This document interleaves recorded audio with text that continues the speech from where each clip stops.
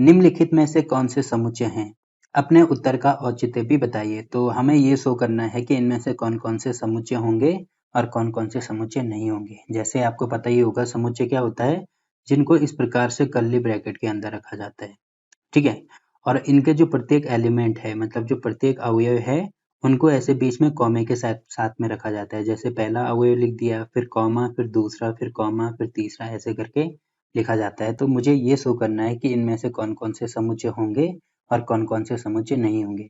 तो देखो इसका पहला पार्ट हमें दिया है कि जे अक्षर से प्रारंभ होने वाले वर्ष के सभी महीनों का संग्रह। तो पहले तो वर्ष में टोटल कितने महीने होते हैं, सबसे पहले ये देखना है। सबसे पहले होता है जनवरी, ठीक है, उसके बाद होता है फरवरी, उसके बाद मार्च, उसके बाद अप्रैल, फिर आता है मई, फिर आता है जून, फिर आता है जुलाई, फिर आता है अगस्त, फिर आता है सितंबर, फिर आता है अक्टूबर, फिर आता है नवंबर और लास्ट में आता है दिसंबर।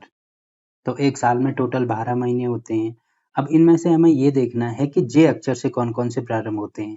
तो देखो जे से कौन-कौन प्रारंभ होता है, एक तो जनवरी प्रारंभ हो रहा है तो यहाँ पे मैं जे ए लिख दूंगा, ये जनवरी पूरा लिख देना इसमें। पहला तो ये हो गया।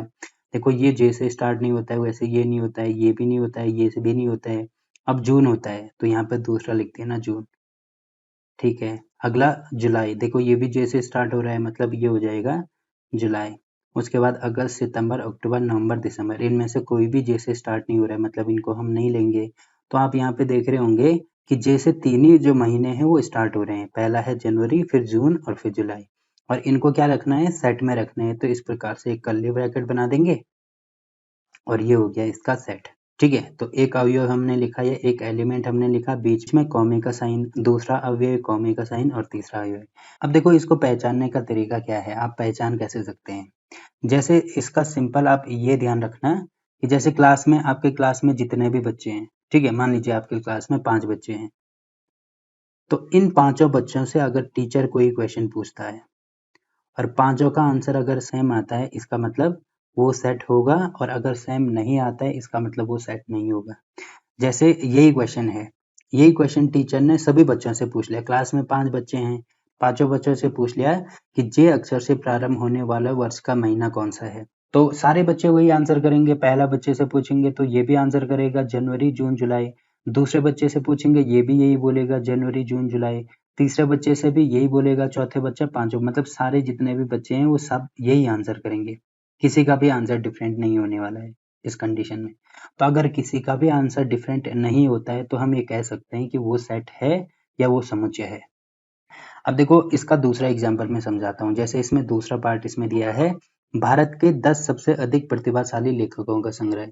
तो इसमें आप देख रहे होंगे कि ये सब्जेक्टिव हो गया। सब्जेक्टिव होने का मतलब क्या है कि ये पर्सन टू पर्सन वेरी करेगा कि कौन किसको कितना प्रतिभाशाली मानता है। जैसे एग्जाम्पल के लिए अगर क्रिकेट की मैं बात करूं, तो क्रिकेट में अगर मैंने बोल दिया, मैंने पहले बच्चे से पूछ लिया कि आपको सर्वश्रेष्ठ 5 बैट्समैन बताने हैं, कौन कौन से आपको सर्वश्रेष्ठ 5 बैट्समैन लगते हैं। तो किसी ने पहले बच्चे ने बोला कि मुझे सबसे खतरनाक लगता है सचिन तेंदुलकर, उसके बाद लगता है विराट कोहली, उसके बाद लगता है वीरेंद्र सहवाग, ठीक है, उसके बाद लगता है एम एस धोनी। तो ये देखो इसके आंसर अलग हो जाएंगे। जबकि दूसरे बच्चे से अगर मैं पूछता हूँ तो हो सकता है उसको सचिन खतरनाक न लगता हो सकता है उसको वीरेंद्र सहवाग अच्छा न लगता हो, उसकी जगह पर उसने बता दिया स्टीव स्मिथ, ठीक है। हो सकता है उसने बोल दिया डेविड वार्नर, हो सकता है उसने दूसरे दूसरे कोई बल्लेबाज का नाम लिया। तो ये पर्सन टू पर्सन वेरी कर रहा है कि किसी को कोई खतरनाक लगता है, किसी को कोई खतरनाक लगता है। तो जब भी ऐसे सिलेक्शन वाली बात आती है कि अगर पहले बच्चे से पूछा जा रहा है तो वो कुछ और आंसर कर रहा है और दूसरे बच्चे से पूछा जा रहा है वो कुछ और आंसर कर रहा है, तो उस कंडीशन में वो सेट नहीं होता है। बस आप सिंपल ये चीज आपको ध्यान रखनी है, ठीक है। सेट कब होता है, जब सारे बच्चे एक ही आंसर करेंगे वो सेट होगा, और जब सारे बच्चे एक ही आंसर नहीं करेंगे वो सेट नहीं होगा। जैसे इसका दूसरा पार्ट दिया है कि भारत के 10 सबसे अधिक प्रतिभाशाली लेखकों का संग्रह। तो सबसे अधिक प्रतिभाशाली कौन कौन हो सकते हैं, देखो प्रतिभाशाली में अब ये चीज भी सब्जेक्टिव हो गई। सब्जेक्टिव होने का मतलब क्या है कि ये पर्सन टू पर्सन वेरी करेगा कि किसको कितना प्रतिभाशाली मानता है। हो सकता है किसी को चेतन भगत प्रतिभाशाली लगता हो, ठीक है। हो सकता है किसी को मुंशी प्रेमचंद प्रतिभाशाली लगते हैं। बाकी जितने भी लेखक हैं वो तो मतलब मुझे ज्यादा नहीं पता, वो आप लोगों को पता होगा।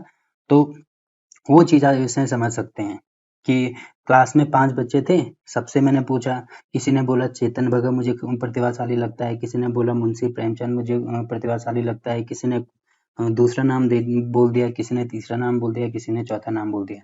इसका मतलब मैं ये कह सकता हूँ कि ये जो दूसरा पार्ट है इसका, ये सेट नहीं होगा, ठीक है? तो ये भी हो गया। अब वैसे ही देखो इसका एग्जाम्पल भी मैंने आपको दे दिया कि विश्व के सर्वश्रेष्ठ 11 बल्लेबाजों का संग्रह है। तो ये चीज़ भी जब भी सर्वश्रेष्ठ की बात आएगी, तो सर्वश्रेष्ठ कौन होगा? देखो एग्जैक्टली पता तो नहीं लगा सकते ना सर्वश्रेष्ठ कौन होगा। हो सकता है कोई सचिन को सर्वश्रेष्ठ मानता हो सकता है कोई विराट को, हो सकता है कोई वीरेंद्र सहवाग को, हो सकता है कोई एम एस धोनी को। तो अलग-अलग ये पर्सन टू पर्सन वेरी कर रहा है, इसका मतलब ये भी सेट नहीं होगा। ठीक, तो इसके 3 पार्ट तो हो गए। वैसे देखो चौथा पार्ट क्या है, आपकी कक्षा के सभी बालकों का संग्रह है। तो आपकी कक्षा में टोटल कितने बालक हैं? मान लीजिए आपकी कक्षा में टोटल 5 बालक हैं, ठीक है? तो अगर मैंने पहले बच्चे से पूछा कि आपकी कक्षा में जितने भी बालक हैं, उनको इकट्ठा करके लिखो, तो पहला बालक भी यही आंसर करेगा कि पहला बालक होगा, फिर दूसरा, फिर तीसरा, मतलब अगर 5 बालक होंगे, तो उसने इस प्रकार से कैटेगराइज़ कर दिया। अब हो सकता है कि वो इसको आगे-पीछे जो दूसरा बालक हो इसको आगे-पीछे करो, मतलब जो 5वें नंबर का बालक इसने जो 5वें नंबर पे माना है, हो सकता है उसको पहले नंबर पे ले, तो उससे कोई फ़र्क नहीं पड़ेगा क्योंकि सेट में क्या चीज़ होती है कि सेट में सारे नंबर आने चाहिए। अगर मैंने ऐसे लिख दिया कहीं पे 1, 3, 4, 2 सेट में मैंने ये लिख दिया।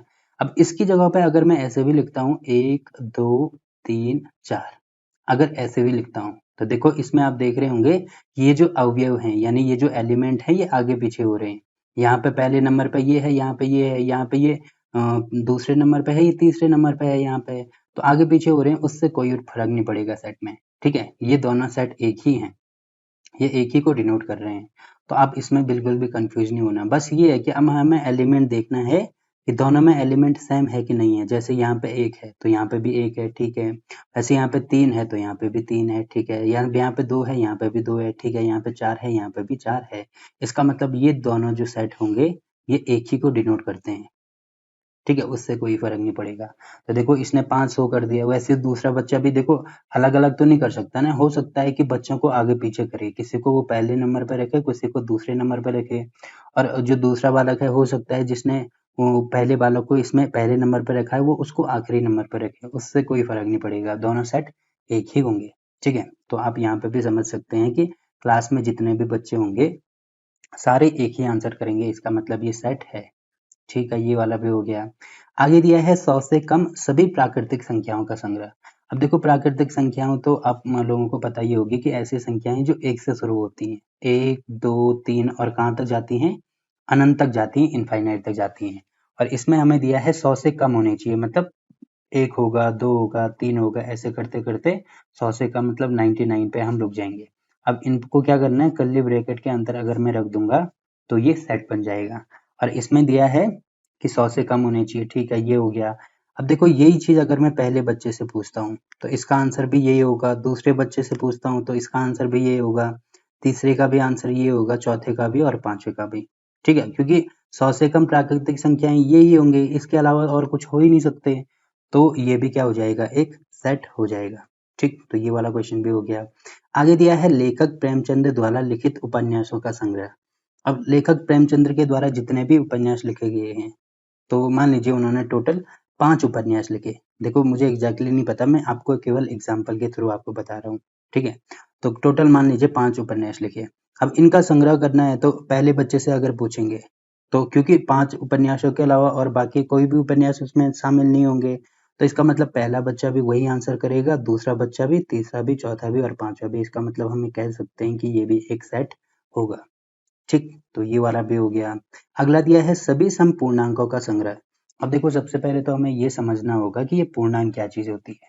तो पूर्णांक जैसे कि नाम ही से पता लग रहा है पूर्ण अंक, मतलब ऐसे नंबर जो अपने आप में पूर्ण हो, जैसे 1 हो गया, 0 हो गया, 1 हो गया, 2 हो गया, ऐसे करते-करते ये इनफाइनाइट तक जाते हैं और वैसे ही -1 हो गया, मतलब जो नेगेटिव नंबर होते हैं वो भी पूर्णांक होते हैं।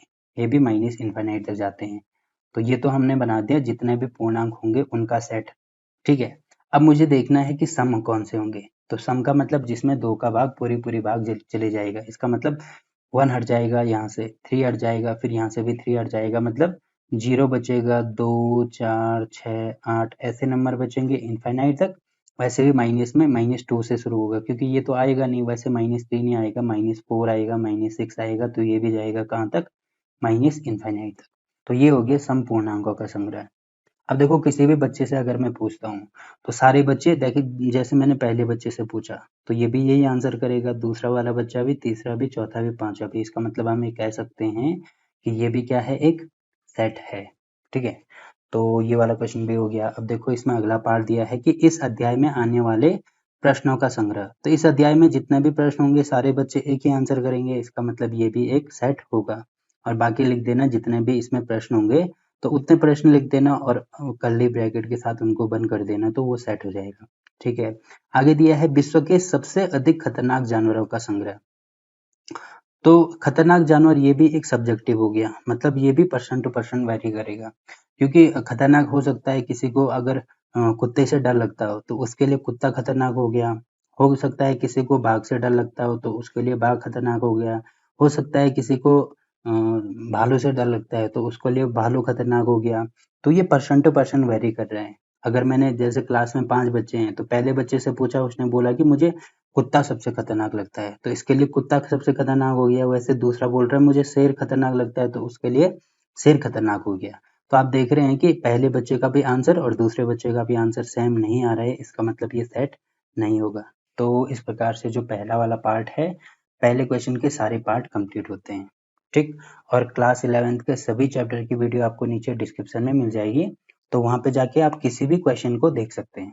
तो फिलहाल के लिए इस वीडियो में इतना ही। वीडियो अच्छा लगा तो वीडियो को लाइक कीजिए, शेयर कीजिए अपने दोस्तों के साथ और चैनल को सब्सक्राइब करना ना भूलें। तो मिलते हैं आपसे एक नए क्वेश्चन में, तब तक के लिए बाय बाय।